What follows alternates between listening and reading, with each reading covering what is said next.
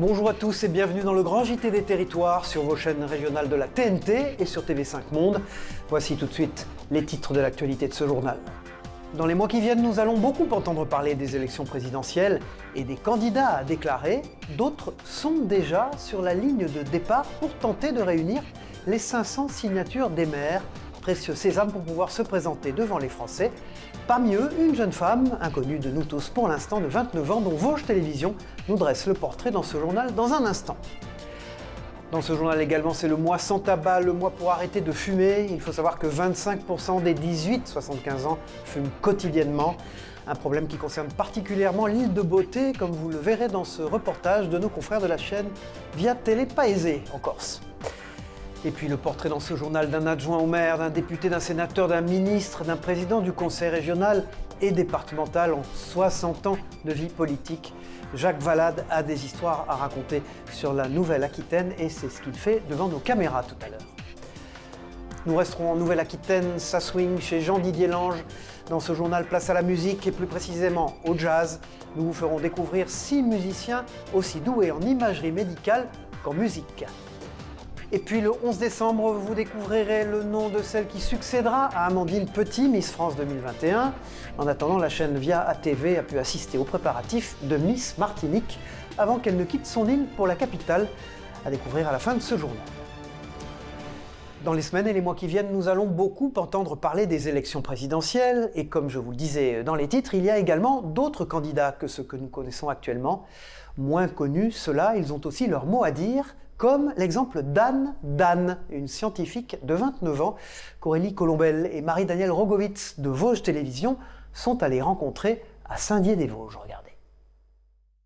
Cette jeune déodacienne de 29 ans est sans doute pour vous une inconnue, peut-être plus pour longtemps.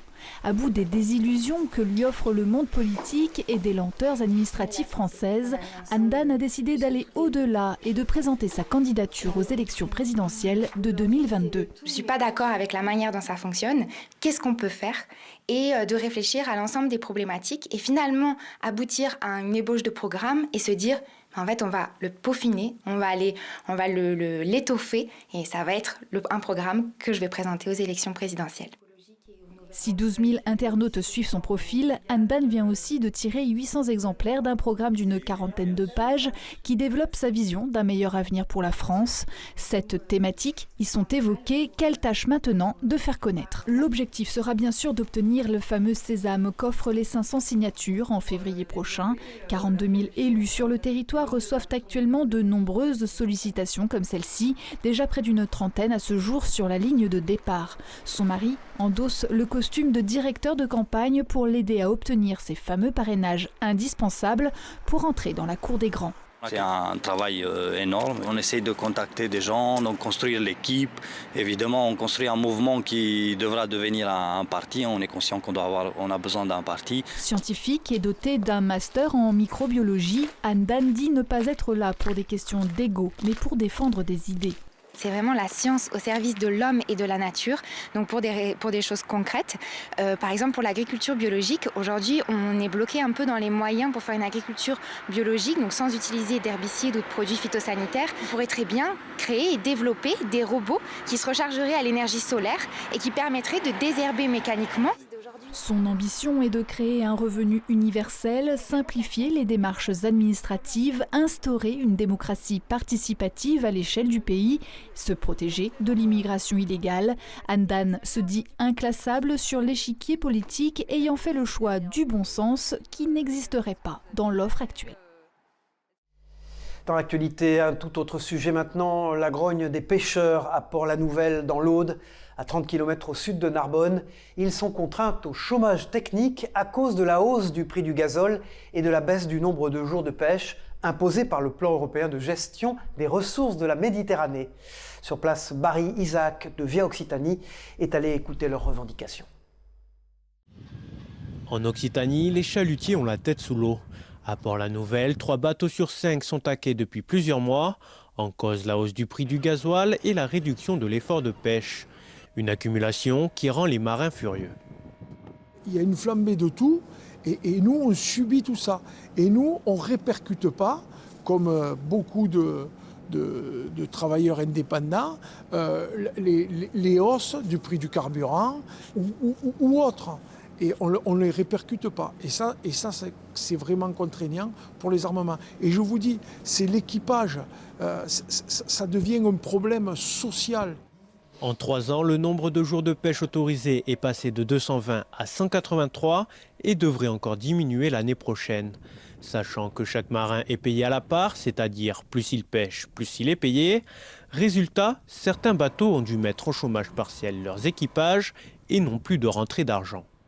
Conséquence, manque de chiffre d'affaires pour moi et pour l'entreprise et pour les marins. Donc ils sont droit à la catastrophe. Au fur et à mesure, on est à la limite de ce qu'on peut faire. On demande qu'à d'aller travailler. Nous, c'est notre force, c'est d'aller à la mer. Contre le quai, si on ne va pas à la mer, il n'y a pas de salaire. Dans ce port, certains bateaux sont immobilisés jusqu'en 2022. Les marins espèrent que des discussions auront bientôt lieu afin de trouver des solutions concernant la pêche chalutière en Méditerranée. Voilà, sans transition, et si vous profitiez de ce mois de novembre pour arrêter de fumer, comme je vous le disais en titre de ce journal, c'est le mois sans tabac, un mois pendant lequel de nombreuses initiatives fleurissent un peu partout pour aider les fumeurs à en finir avec cette très très mauvaise habitude. On s'est rendu en Corse avec Alban Gingembre et Ange Orsini de Via Tele Paese où le problème semble beaucoup plus important que partout ailleurs, comme l'explique le tabacologue Christian Saint. Écoutez-le. La Corse est une région où on fume le plus, tout simplement parce qu'on a déjà plus de débitants de tabac pour 100 000 habitants en Corse que sur le continent. Deuxièmement, on trouve en Corse des cigarettes un peu de partout. Et en plus, donc, on a le problème du prix, puisque le prix est 25% moins cher que sur le continent. Mais à contrario, on a 25% de cancers en plus. On a une augmentation des cancers bronchiques en France continentale de 20%. En Corse, on est à 47%. L'importance du bien-être animal dans nos vies. Le 5 novembre dernier, un couple de Tarn-et-Garonne comparaissait devant le tribunal correctionnel de Montauban. Il est accusé d'avoir abandonné volontairement un cheval, 2 poneys, 3 chiens. 3 associations de protection animale se sont constituées partie civile dans ce dossier. Écoutez Lisa Fernandez, présidente du refuge qui a recueilli les animaux blessés, au micro de Clément Gassi de la Dépêche du Midi, nos correspondants sur place. Au mois de février, je reçois un appel de la gendarmerie de Grisol me disant que l'affaire avait été classée sans suite et qu'il fallait rendre les animaux. Donc là, c'était juste impensable. On a fait une pétition, on a demandé à ce que le dossier soit réouvert, on a eu gain de cause. Et depuis, on a attendu ce procès avec impatience. Ils nient tout en bloc. Ils ont eu plein de versions contradictoires pour se justifier de ce qui s'était passé. Et surtout, ce qui était le plus dramatique, c'est que quand on est intervenu chez eux, même face à l'évidence, quand on a sorti la ponette de sous la bâche qui était infestée d'asticots, ils trouvaient ça normal. À aucun moment, ils trouvaient normal qu'on l'embarque pour l'amener chez le vétérinaire. Voilà, et le jugement a été mis en délibéré au 10 décembre prochain. Tout à fait autre chose, le 11 novembre dernier, nous commémorions le 103e anniversaire de l'armistice mettant fin à la Première Guerre mondiale. L'occasion de découvrir ou de redécouvrir la tour d'Ulster à Thiepval dans la Somme, érigée il y a près de 100 ans en mémoire des soldats disparus. Le gardien des lieux, Nigel Davis, a accepté de jouer les guides pour Jérôme Boubron de WEO TV, la chaîne de la Voix du Nord sur place. Regardez ce reportage. Du haut de ses 21 mètres, elle incarne la mémoire de la Grande Guerre. La tour d'Ulster rend hommage aux soldats irlandais de la 36e division venus combattre dans la Somme. Quand Nigel Davis a eu l'opportunité il y a 2 ans d'en devenir le gardien, l'enseignant retraité ne s'est pas fait prier. C'était pour moi une évidence. Des aïeux de ma famille ou de certains amis ont péri ici. Ici, on rend hommage aux défunts tous les jours, et pas seulement à certaines dates, comme le 1er juillet ou le 11 novembre. Ici, on se souvient des soldats chaque jour de la semaine. La tour d'Ulster, premier mémorial érigé dans la Somme, voit le jour en 1921. Au fil des ans, couronnes et plaques commémoratives viennent orner les murs de l'édifice. Dans son musée, Nigel a accumulé munitions et objets en tout genre. Les derniers souvenirs de la vie dans les tranchées. On a pas mal d'équipements militaires ici. Mais pour moi, ces objets du quotidien, ce crayon, cette pipe ou même cette brosse à dents sont chargés d'émotions. Et selon moi, veulent dire plus que du matériel militaire. Le 1er juillet 1916 marque le premier jour de la bataille de la Somme, le plus sanglant de toute l'histoire de l'armée britannique. 58 000 hommes y perdent la vie ou sont portés disparus. La tour d'Ulster, réplique de la Helen Tower de Belfast, symbolise aujourd'hui le devoir de mémoire inébranlable du peuple britannique. Pour les Britanniques et surtout les civils, en fait, ils voyaient leurs soldats partir, donc c'est-à-dire que s'enlister, travailler, s'entraîner et partir au combat. Et au mieux, ils les voyaient revenir complètement transformés, traumatisés, métamorphosés. Au pire, ils les voyaient parvenir. Chaque année, près de 250 000 touristes étrangers visitent ce théâtre de la Grande Guerre, majoritairement des Britanniques. Mais en 2020, crise sanitaire oblige, la plupart de ces sites touristiques sont restés déserts. Nous nous rendons maintenant dans ce journal sur les côtes bretonnes où une algue peut en cacher une autre. En effet, si les algues vertes sont un véritable fléau difficile à endiguer là-bas, les algues rouges, elles, ont des vertus non négligeables. Vous allez le voir dans ce reportage de Karine Chevrolier pour TBO, la chaîne du groupe Le Télégramme sur place. Des tapis d'algues rouges sur les plages de la presqu'île de Rhuys, conséquence de la tempête Aurore. Chaque année, plus de 100 000 tonnes d'algues s'échouent entre ce littoral et celui de la Vendée. C'est pas un problème, c'est naturel. Aujourd'hui, l'algue, c'est des plateaux qui poussent en pleine mer et qui arrivent à une certaine maturité, ils se décrochent naturellement et arrivent par les courants et les coups de tempête. Des algues riches en minéraux et répandues depuis des générations sur les parcelles agricoles du territoire. Mais si elles sont ramassées aujourd'hui, c'est pour en extraire les principes actifs. Un procédé mis au point par l'entreprise morbihanaise Olmix.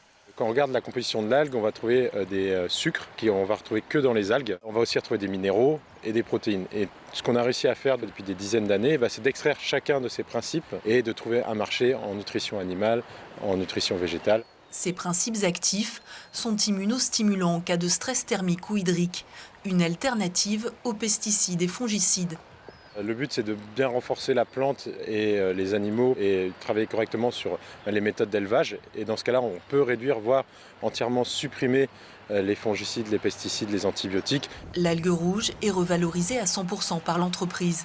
Et ses principes actifs sont exportés dans plus de 100 pays dans le monde.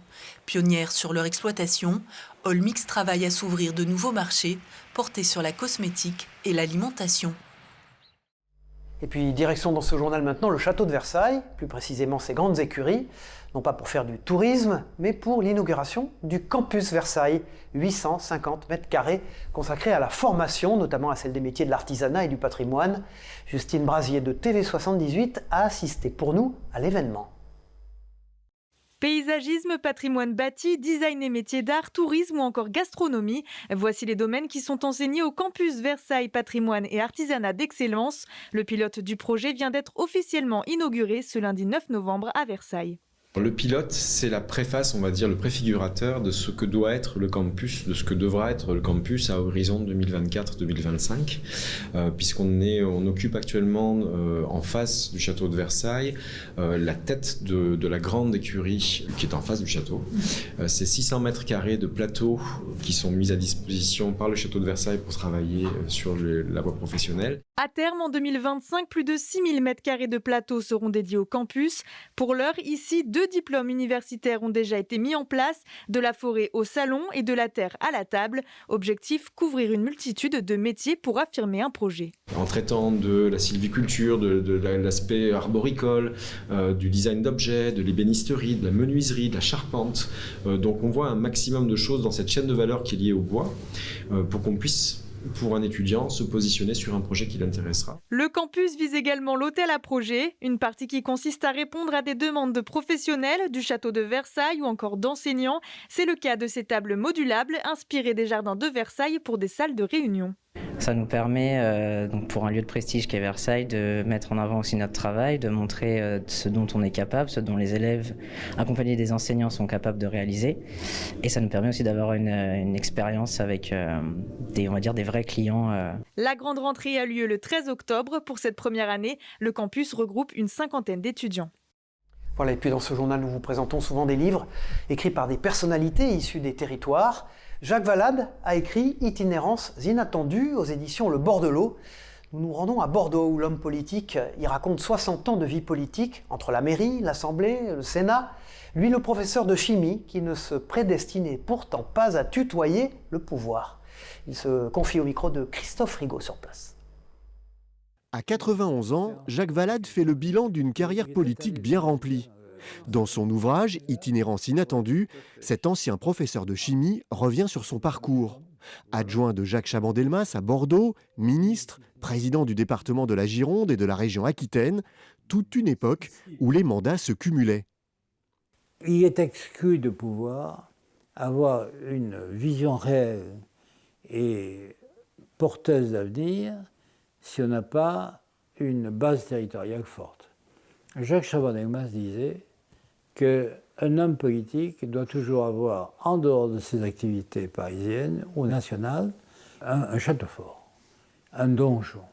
Et le donjon de Chaban, c'était Bordeaux. Aujourd'hui, Jacques Valade regarde toujours avec attention l'évolution de Bordeaux et de sa métropole. Un territoire marqué par l'industrie automobile et aéronautique, mais qui a su aussi prendre le virage des nouvelles technologies. La mutation vers le tertiaire, qui a été négative par certains côtés parce qu'on a trop donné de l'accent au tertiaire en oubliant ce que l'industrie pouvait apporter, mais la relève se fait par rapport à l'informatique, par rapport aux nouvelles technologies, par rapport à la télévision, par rapport au cinéma. Il y a une activité qui n'est pas négligeable et qui, je pense, est bien relayée d'ailleurs au niveau des régions. Jacques Valade a terminé sa carrière publique en 2017 comme ambassadeur thématique pour la coopération décentralisée en Asie, une passion pour l'Extrême-Orient qu'il continue toujours de cultiver. Nous ouvrons une page sportive dans ce journal maintenant. Il s'appelle l'USM Ninja, mais ne vous fiez pas à leur nom. En réalité, ils pratiquent le baby-foot. Non pas dans un café, mais en compétition. Un sport original et rare puisque seules 2000 personnes le pratiquent en France et une vingtaine dans ce club du Mans où s'est rendu Enzo Maubert pour LM TV Sarthe, nos correspondants sur place. Regardez. Table numéro 3, Florian Robin avec Bruce Alain. Non, vous ne rêvez pas, vous êtes bien à un tournoi professionnel de baby-foot. Chaque semaine, les joueurs du club des Ninjas du Mans se retrouvent pour inscrire des buts à coups de poignet. Mais attention, ici on ne joue pas tout à fait comme dans un bar. On a des baby-foot, du matériel qui est relativement proche de ce que l'on peut avoir au bar, mais c'est pas exactement la même chose. On a des règles qui sont totalement différentes et un style de jeu qui est totalement différent également, qui est plus rapide comparé à ce qu'on peut avoir au bar avec une balle en liège. Ici, on joue avec des balles plastiques. Parmi la vingtaine de pratiquants inscrits au club, il y a Lucas, 23 ans. Il a déjà participé à plusieurs compétitions et vient s'entraîner chaque jeudi soir dans la bonne humeur. Pas question pour autant de laisser gagner ses adversaires. Je prends autant de plaisir quand je joue au bar, au lycée qu'au club. La différence, c'est qu'il y a l'esprit compétition. En France, seuls 2000 licenciés comme Lucas sont recensés. Trop peu pour en faire un véritable sport selon le ministère. Mais malgré les apparences, jouer au football de table, c'est le nom officiel, demande technicité et endurance physique. On ne dirait pas, mais c'est très complet. Déjà le physique, parce que souvent on part des week-ends, c'est 2 jours, toujours debout, toujours à marcher. En plus de ça, c'est de la stratégie, de la mémoire, parce qu'il faut se souvenir de tous les tirs de l'adversaire, tout ce qu'il t'a fait. Donc c'est beaucoup de points qui font du baby un sport. Le club organise ce samedi 6 novembre un tournoi que le public peut venir regarder. C'est à la salle La Persévérante, au Mans, dans le quartier Gambetta. Et pour celles et ceux qui se posaient encore la question, sachez qu'au baby-foot, la roulette est bel et bien interdite. Nous partons dans ce journal pour la Loire-Atlantique avec des octogénaires graffeurs. Ce n'est pas chose courante et pourtant Télé-Nantes en a rencontré à Rézé, où une association Pick-up Production propose des ateliers aux seniors, comme vous le voyez sur ces images. Et pour continuer à leur faire découvrir la culture de la rue, il est prévu qu'ils s'initient, eh oui, au hip-hop. Après la bombe, à eux le smurf et le hit-spin. C'est vrai que j'ai plus l'habitude souvent de faire des ateliers avec des jeunes qui justement viennent vraiment parce que c'est quelque chose qui est assez cool, on va dire, le graffiti et le street art. Là du coup c'est vraiment un autre public mais qui est à l'écoute, qui est vraiment à l'écoute en demande de découverte justement. Nous repartons pour la Nouvelle-Aquitaine dans ce journal. Ils sont radiologues, ingénieurs informaticiens et musiciens de jazz. Je vous en parlais dans les titres de ce journal. Ce sont les Blue Note Sextet, un groupe d'amateurs réunis par Jean-Didier Lange, l'ancien président des Girondins de Bordeaux, et Christophe Rigaud a rencontré pour le Grand JT des Territoires ce groupe plutôt étonnant. Regardez, mais surtout écoutez. Toutes les semaines, c'est un rituel pour ces passionnés de jazz. Ils ont rendez-vous dans les environs de Bordeaux pour partager leur amour de la musique. Ils sont ingénieurs, informaticiens, radiologues ou médecins, et ils entretiennent depuis 13 ans une amitié musicale, sous la houlette de Jean-Didier Lange, avocat et ancien président des Girondins de Bordeaux, pour qui le jazz occupe une grande place dans sa vie. La musique, ça permet de sortir complètement de soi. C'est la seule chose qui vous tient éveillé la nuit pour certains. Et c'est la seule chose où on ne voit pas passer le temps, quoi. Donc on peut se retrouver à 3 h du matin, très éveillé, très excité, et on a toujours envie de jouer, quoi. Donc c'est un truc qui vous fait sortir de vous-même, quoi.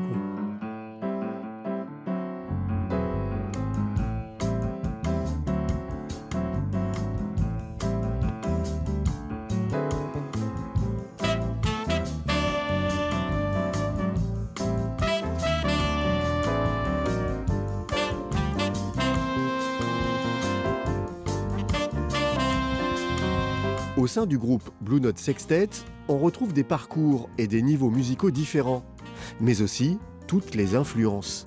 J'ai beaucoup accroché avec des gens comme Chick Corea, comme Pat Metheny. Voilà, c'est plutôt ça. Enfin, s'il y a des gens que je kiffe vraiment dans le jazz, c'est... Je suis venu au jazz par le jazz rock. J'ai commencé par écouter ça quand j'étais adolescent. Et petit à petit, j'ai un peu fait le chemin inverse, c'est-à-dire que j'ai remonté le temps, quoi. J'ai commencé par jouer des musiques plus anciennes, jusqu'à jouer récemment. J'ai joué un peu de jazz de la Nouvelle-Orléans. Et pour le choix des morceaux, la décision est collégiale. Personne n'impose rien. On propose, s'il y en a un qui n'est pas satisfait du morceau, on laisse tomber, purement et simplement. Il n'y a pas de discussion. Tout se passe dans la détente et la bonne humeur. Voilà, et c'est très agréable. Si le groupe est composé de musiciens amateurs, ils viennent pourtant d'enregistrer récemment leur 2e album. Un aboutissement pour ces amoureux du jazz. Jamais j'aurais pu imaginer que j'aurais pu enregistrer un disque. Donc oui, c'était une grande fierté, quoi, d'arriver à enregistrer un disque.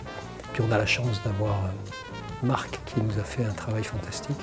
Jouer ensemble pour partager et se faire plaisir, c'est la principale motivation de Ludovic, le dernier arrivé dans la bande. Mais cette aventure lui a surtout permis de progresser. Là, c'est vrai, on peut être porté, on entend le piano qui va faire ça, on entend un tel qui joue ça, et ça nous donne des idées, c'est ça l'interaction. Et donc la semaine d'après, on va travailler, puis on va continuer à essayer de reproduire les choses, et c'est comme ça qu'on avance.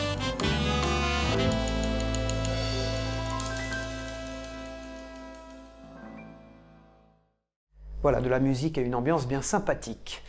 Tout à fait autre chose, Caril Chassol et Jean-Marc Quarteron de Via TV ont eu la chance, eux, de suivre la toute nouvelle Miss Martinique. Elle s'appelle Floriane Bascou. Vous allez la voir se préparer avant de s'envoler pour Paris et peut-être décrocher le titre de Miss France 2022. Regardez ce reportage en Martinique. À quelques heures du départ vers l'Hexagone, c'est une Miss Martinique plutôt confiante que nous retrouvons chez elle au Lamentin. Au programme de cette journée, repos en famille, mais aussi préparation des valises. Floriane Bascou profite pleinement de ces derniers instants en famille, même si elle est impatiente de poursuivre cette belle aventure. Dans ma première semaine à Paris, je vais poursuivre ma préparation avec l'organisation Miss Martinique et par la suite, je serai prise en charge par le comité Miss France et nous partirons à la Réunion avec les 28 autres candidates. J'ai hâte d'ailleurs de faire leur connaissance. Sa mère profite de ces derniers instants avec Floriane, car contrairement à son mari, elle ne sera pour l'instant pas du voyage. Après cette élection, j'ai donc Avec Floriane, j'ai eu une discussion, enfin plusieurs discussions pour lui faire voir que bon, la situation sera un peu plus complexe que celle qu'elle vit actuellement en Martinique et lui donner des conseils pour qu'elle puisse être quand même assez avisée par rapport à toutes les situations qu'elle pourrait éventuellement rencontrer. Outre la présence de ses parents, Floriane est accompagnée de son intendante. Natacha s'est occupée de tous ses rendez-vous depuis son élection et à l'approche du départ, elle veille à ce que rien ne manque. Dernière ligne droite, c'est le grand départ. Donc je vise à ce que tout soit bien préparé, qu'elle n'oublie rien. Et puis que psychologiquement, surtout, elle se sente bien et qu'elle prenne plaisir à faire ce qu'elle fait. Voilà, et rendez-vous le 11 décembre à Caen pour connaître le nom de celle qui succédera à Amandine Petit, l'actuelle Miss France 2021. Bonne chance à Floriane, bien sûr, et à toutes les autres candidates, bien entendu. Voilà, c'est la fin de ce grand JT des territoires. Merci de nous avoir suivis sur vos chaînes régionales de la TNT et sur TV5 Monde. On se retrouve bien sûr pour une prochaine édition. Au revoir à tous et bon courage.